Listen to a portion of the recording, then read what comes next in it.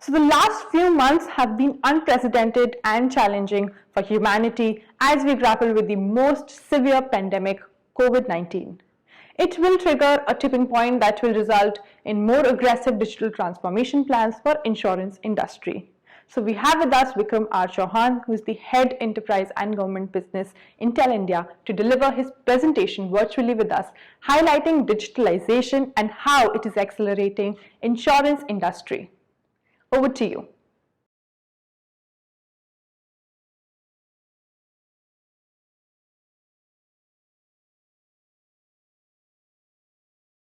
Good morning to all of you and welcome once again to ETBFSI Converge. It's fantastic to have all of you here. I would have really enjoyed discussing this topic face to face with so-called conventional way of interaction than the virtual way. But at the same time, I'm quite amazed with what technology enables us today. In today's session, you would hear from several distinguished leaders from various organizations and across industries on collectively how we could turn this crisis into an opportunity to digitally transform banking, insurance, and other financial services, an opportunity to create accelerating customer experience enabled by technology, and last but not the least, an opportunity to collaborate. In my session, I would touch upon three aspects. First, top challenges and value levers for insurance industry. Second, new business models driven by digitization. And third, future of insurance. Shift to digital. Here we'll touch upon how insurance solutions will be delivered in future, leveraging both technology and data. So let's dive into it right away. Let's start with the top challenges of insurance industry. Today, financial and services industry continues to face ever increasing complexity. Specifically, one, massive data volumes. Second, calculation complexities. And third, increasing report frequency. The key challenges this industry face includes, let's go with the first one, which is regulation and compliance. Now, regulations are nothing new in FSI world. In fact, it is the most regulated industry. Regulations range from risk management to transparency in driving standards, increasing competition, and accelerated innovation. As per one of the popular stats, on an average, a global bank has to deal with 185 regulatory changes per day, and a typical bank faces anywhere close to 128,000 regulations compared to a technology firm which faces merely 27,000 of them. Effectively, it is like 5 times higher compared to a tech organization. So regulatory compliance continues to be a big overhead. The second critical challenge faced by insurance today, industry today, is changing customer behavior. There's an immediate need to speed up innovation and accelerate adoption of new technology.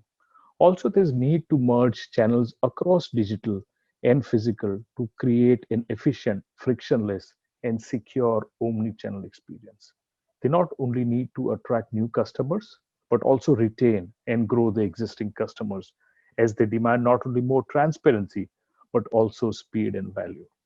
The third challenge, what we see in this industry, is very critical, specifically from new entrants and competition. With the unprecedented rise of startups and also fintech company, the market is totally swamped. The new fintechs and organizations are venturing into new territories, providing instant, efficient, and customized services. So there's always the risk of if you don't, somebody else will. Also, more importantly, entry barriers have reduced significantly in insurance segment. And even in some cases, this new digital competitors may not have to make similar investments to meet the same regular requirement that a conventional organization would have to make couple of years back. So there's a huge difference now in terms of a very low entry barrier. Also, these new entrants have a very streamlined, efficient utilization of digital channels, not only to capture new customers or segments, but also to convert existing customers, delivering differentiated services. While we while the insurance industry was grappling with these challenges, as we all know, there comes year 2020. In world in next couple of months turn turtle, right? We have an unexpected guest which completely changed the course of life of every human being on this planet. This is nothing but the COVID-19 factor.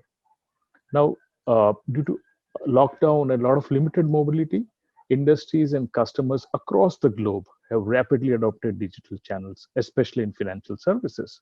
In fact, COVID 19 is proving to be one of the biggest catalysts to accelerate digital transformation across segments and verticals, expediting years worth of changes into months, if not weeks. Though most of the financial services were classified under essential services and were available physically throughout, but I think there was a greater dependency on online digital platforms for not only sales, but for renewal of policies or servicing of policies. We witnessed huge spikes on portals, and the call centers were inundated with calls, huge interactions. And we've seen many organizations who are not ready were grappling with challenges, be it for devices, be it for connectivity, be it for security, specifically for the employees who are working from home. So these were the challenges which are faced by insurance industry. Now let's touch upon the value levers of this industry. According to me, I think there are three key levers to create more value in insurance. And of course, technology is one of the most critical driver behind all these three. The first one in this is sell more, expand the market, right? Be it the new demographic, new geographies, new market, or the subset. The question is, how can we offer better and new product? And of course, better services, which goes without the saying. So that's the first value lever in terms of selling more. The second one, what we see is manage risk better. Okay. So how do we manage our risk better? Question is, it could be through improved pricing, or it could be through improved risk selection. It can be through reduced claim losses, or to eliminate fraud, or manage risk with reduced operation, as well as cyber risk, or it could be all of them. So that's the second piece in terms of to manage risk better.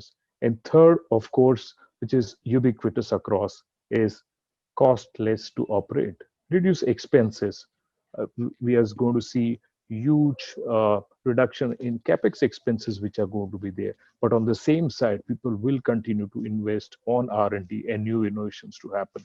Second, there's a huge emphasis on increasing the productivity. So this is nothing specific to insurance industry, but it is applicable across, and specifically in the current environment of uncertainty where companies are trying to conserve cash. So I think these were the three value levers which really insurance industry needs to leverage to really propagate themselves further.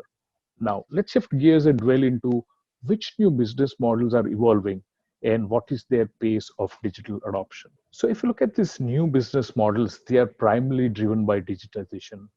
Today, technology changes and its related developments have driven far reaching innovations in both business models for FSI. Now, first amongst it, what I believe is behavioral policy and event-based pricing. First, a personalized data will be used widely for pricing platform. For example, this will allow safer drivers to pay less for auto insurance. And similarly, people with healthier lifestyle may have to pay less for their health insurance. Of course, while we're trying to gauge these vectors, IoT will play a very, very vital role, both in terms of telematics as well as from a wearable technology perspective. The second, which I think would be important, would be customer experience and coverage personalization.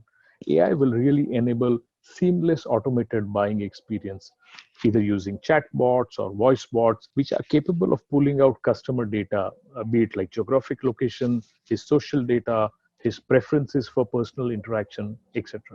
Now, insurance companies will also allow users to customize coverage for specific items and events, what we call on-demand insurance. We've been hearing about on-demand banking, we've been hearing about on-demand cloud. The same thing now also gets to on-demand insurance. Insurance at my time, my place, and at my convenience. The third thing, what we see is faster customized claim settlement. This would be a very important parameter in the new business model. One, you'd see a lot of online interfaces and virtual claim adjusters will make it more efficient to settle and pay claims following an accident, while simultaneously decreasing the likelihood of fraud as well, right? So organization does not have to sift through multiple documents and data just to establish whether this is a genuine claim or not.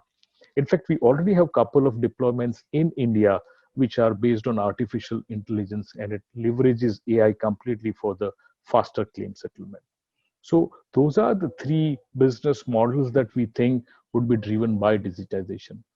Parallelly, I think it is also important in terms of IT adoption, specifically in wake of the current pandemic of COVID-19. If you really look at it, COVID-19 has dramatically accelerated the rate of digital adoption in financial services. According to an estimate, I think approximately close to 29-30% increase in number of digital transactions have caused an unprecedented change in customer behavior, forcing new ways of working. If you look at the digital payments itself, it has witnessed a V-shaped recovery. If you remember, I think in February 2020, UPI transactions clocked were around 1.3 billion transactions.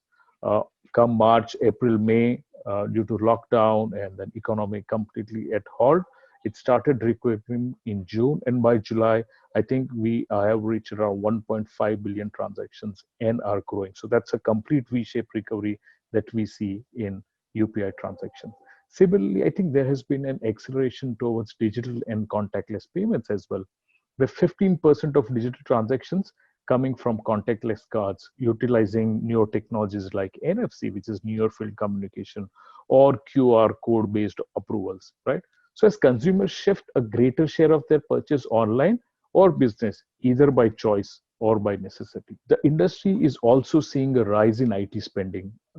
Gartner, I think in last October, predicted that BFSI would spend roughly around $11 billion in 2020. But there's a caveat. This prediction was done in October, which was like a pre-COVID prediction. And the increase was close to around 9.1% compared to 2019. But way the digital transformation has accelerated in this industry, this figure may still hold good, or even it may exceed. So in nutshell, I think overall IT adoption is starting to shift from core to digital. It also includes your data as well as security. While movement is still small, given the high expenses which are associated with core system, however, overall budgets are starting to shift away from core applications towards digital engagement, be it AI, be it analytics, or it could be ever-growing security needs. And as one of the most critical vectors in this digital shift is about providing a new customer experience. So let's try and touch upon what is expected in this new customer experience paradigm. To start with, for customer, the bar is high. They want experience to be the same as what they do when they are interacting with major technology platforms, right? The first expectation today for customer, it should be a real-time service, right? I mean, insurance players can enable customers either to fund, either to save, spend, invest, transact, borrow in a time window which is relevant to customers, right? You cannot now bind customers saying my business transactions are from 9 to 5. I mean, gone are those days. Today, he can do it 24/7, 365 from any place, anywhere on a digital platform. Today, various digital distribution models with sophisticated algorithms can offer everything immediately and for as long or little as they want, right? So there's a huge flexibility which is attached to it. Second, what we are seeing is increased demand for customers. I want it now, so let me get it now. It is accelerating the need to deliver service all the time, every time with no downtime, right? So any barriers to this access will be seen as a result to switch to another provider. The third piece, what we see here, is financial services should be invisible, right? It should be frictionless, it should be seamless. Technology now will be exactly able to deliver the same, right? Whether it is money, whether it is banking or insurance, need not be so complicated, right? I mean, people talk about having personal advisors, etc. Yes, as you grow, as your portfolio becomes complicated, it may definitely be required. But essentially, for a small investor, I think it must be stitched in the very fabric of the customer's life, right? It's a very important aspect. The fourth one, what we see is delivering seamless, personalized service. This would be another key factor that insurance companies need to address. Uh, Customers are interested in personalized and contextual experience. What is happening in my finance world? What is that I need to know about it? And exactly how can it deliver more value to me? Tell me about that. That's the kind of personalization that I'm looking for. The fifth piece, what we're saying is not only personal experience, but now it is going a step above. Can it be predictive experiences? That means I'm willing to provide more data, but it has to come with more value, right? Customer expect this. With deep mining of my financial lifestyle data, my bank or insurer should be able to predict what would be my lifestyle or what financially my lifestyle needs. So that's the expectation which would come. And last but not least, the sixth one is for everyone, right?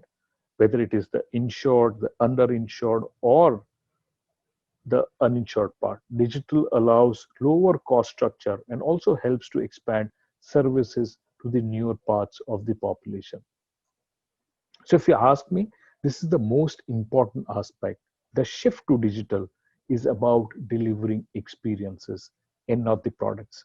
Specifically, not just putting a digital front end to an existing process. I think that's a very, very important aspect to look at. Otherwise, that's a very big loophole where a lot of organizations really fail to deliver. It's about rethinking the process.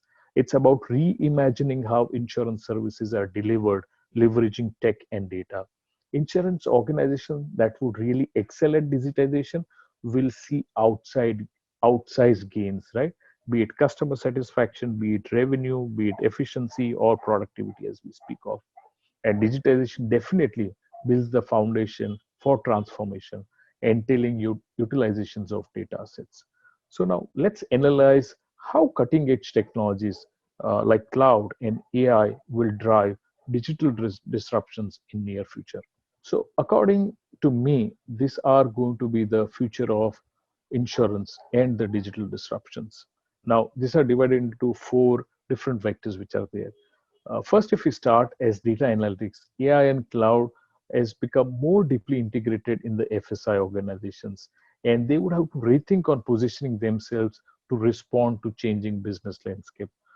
With this understanding, they need to start building the skills and talent, confidently embrace the emerging technologies, and create culture and perspective, which is much needed to be successful player in insurance industry of the future. To start with this four, the first is the cloud computing. It can be in any form, shape, and size, whether it is private cloud, whether it is public cloud, whether it is hybrid cloud or a mixed cloud. Essentially, today cloud is inevitable, right? Data will be the key driver in digital transformation. Now, with help of data, organizations can now use this information to continuously track client behavior in real time, providing exact type of resources needed at any given moment, right? Driving real-time services, delivery, and even leverage AI for fraud detection. Of course, this monitoring needs to be consensual and with embed of personal data usage policy, etc. So the first piece is cloud computing. Second critical piece, what we see in digital disruption is AI and ML. Now, with evolving business model, looking ahead, it is abundantly clear that digital transformation will accelerate various innovative business models, also the new ways of working, and be it at very high risk if you do not adapt to this newer technology of being left behind. The third piece, what we see here, is big data analytics. This is the field which would really enhance the customer experience, his digital experience. Insurance companies will leverage customer data analytics, whether it is AI or ML, to deliver this hyper personalized, advice driven services. They will also engage customers in new and differentiated ways, including advanced, low or no touch experience through investment in contactless digital payments or enabling technologies such as tap to pay or facial recognition. Now, the fourth and final piece, what we see in this digital disruption is IoT. Here, I think the differentiation will happen through digital. As organization accelerates the front end digitization, the customers play a very vital role and serve as a differentiator. Today, example, you want to open a digital account opening that happens, right? The second is customer onboarding we've seen, whether it is through digital KYC or documents uploaded on web. The third piece, which is recently introduced where RBI had given a consent, was on video KYC, which has become very, very popular in the current situation. Fourth, it could be straight through lending. It could be remote claims. All these differentiators will soon become table stakes. There would be nothing as a differential, but it would be mandatory for organizations to really look at those parameters. Investing in these areas is absolutely essential for insurance companies to retain existing customers as well as attract new customers. Similarly, the last mile of digital service will likely become the next battleground as the financial institutes look to make digital interaction more personalized and human like. This brings us to the last part of my presentation, and it would be while we have understood the criticality of digital transformation, it is equally important to understand the technology and platform which powers this transformation. So, this is the slide where we would look upon the portfolio of unmatched silicon and software foundation which really powers this transformation, right? So start with, uh, as I think most of us know, Intel is a world leader in design and manufacturing of essential technologies and platform. Now, these are the platforms which really powers this cutting edge technologies, be it cloud, be it AI, be it analytics, or increasingly smart and connected world. Technologies unlock the power of data so we can ride in self-driving cars or connect with each other on lightning fast mobile networks, have artificial intelligence which will help us to improve so many aspects of our life, and of course experience the virtual world like the same thing that we are currently experiencing. So question is, where is Intel focusing, and which are the innovations to support financial services in this in their journey of digital transformation? I want to highlight three aspects of this innovation. First and foremost is the processing. Today, if you look at various workloads, it has become increasingly heterogeneous. And that's a beautiful adage saying one size does not fit all. And that's a singular most reason for variety of platforms. Now, a lot of people say, oh, you got so many SKUs which are there, and it's difficult for me to really boil down to one particular SKU. But if you look at each SKUs, they are optimized for a specific workload, right? To start with, what we have is joining a recently updated second gen Xeon scalable processor. We have got third gen Intel Xeon scalable processor. Now, this third gen delivers a built in AI acceleration and also has persistent memory leadership. Second gen also has this persistent memory feature which is enabled on them, right? We'll try and cover on persistent memory as we move forward. Now, what they will do is the Intel Xeon scalable processors today, if you look at them, are the centerpiece of our technology portfolio, right? They provide an affordable, scalable, industry standard architecture. Today, I think almost 35 million processors are deployed, and Xeon is the foundation of world's data-centric infrastructure. Now, followed by Xeon family, we'll try and touch upon Intel HLX FPGA. This is an FPGA which really adds value to the cloud by accelerating high-valued application, be it AI, be it search engine, be it security, or it could be on video, right? So third in line, if you see, is Intel Movidius VPU.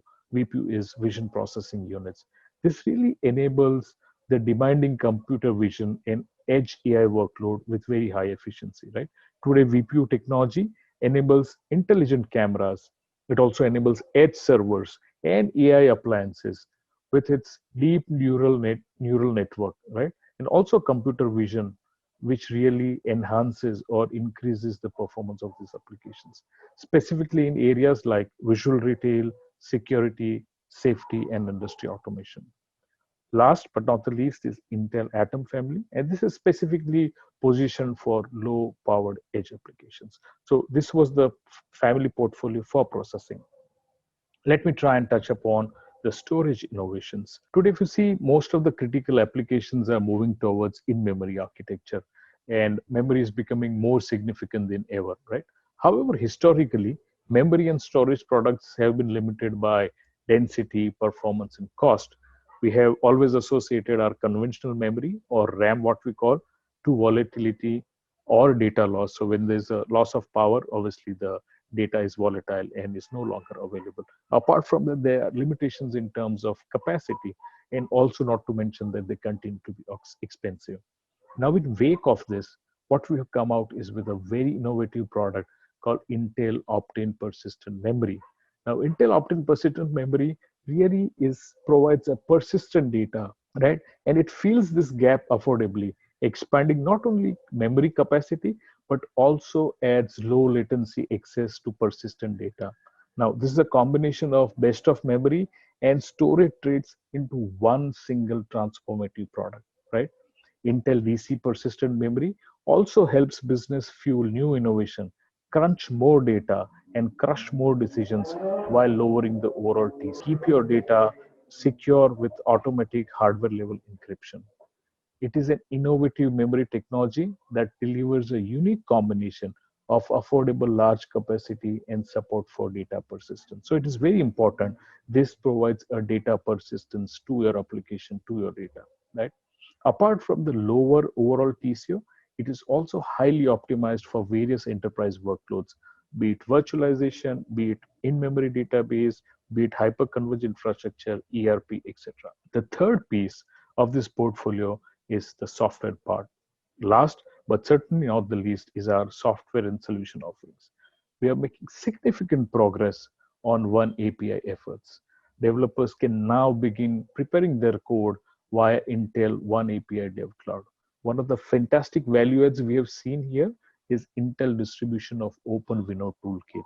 This is a tool suite for very high performance with deep learning targeted at faster and more accurate real-world results deployed into production across Intel architecture from edge to cloud, right? With write one and deploy anywhere approach, today developers can write an application or algorithm once and they can deploy it across Intel architecture, right? So you need not differentiate saying this algorithm is specifically written for this particular appliance. It could be for CPU, it could be for iGPU, it could be for MOVIDIUS, it could be VPU, or it could be for FPGA. In nutshell, I think Intel's strategy is to provide technological foundation for new data world. We transform industries and deliver the best customer experience. So I think with this, I conclude my presentation. But before we part, thank you once again for your time. And let me quickly summarize. First, in this uncertainty, I feel we have a tremendous opportunity to accelerate transformation across industries through technology. Second, Intel is deeply committed to our purpose to create world-changing technology that enriches the life of every person on earth. Last but not the least, this is the time to collaborate, because collaboration and working closely with each other, meet your customer, meet your ecosystem partner. It could be OEM, it could be SI, or even your customer peer. I think, in my opinion, collaboration and partnership will definitely be a key. So thank you once again and have a great day at the conclave. Best wishes to you and your loved ones. Please take care and stay safe. Thank you. Thank you, gentlemen, for bringing those findings to the forefront. We have plenty of things planned for day 2 of ETBFSI Converge, so do check out the agenda for sneak preview of the interesting lineup that we have for you today. And we will see you on the other side.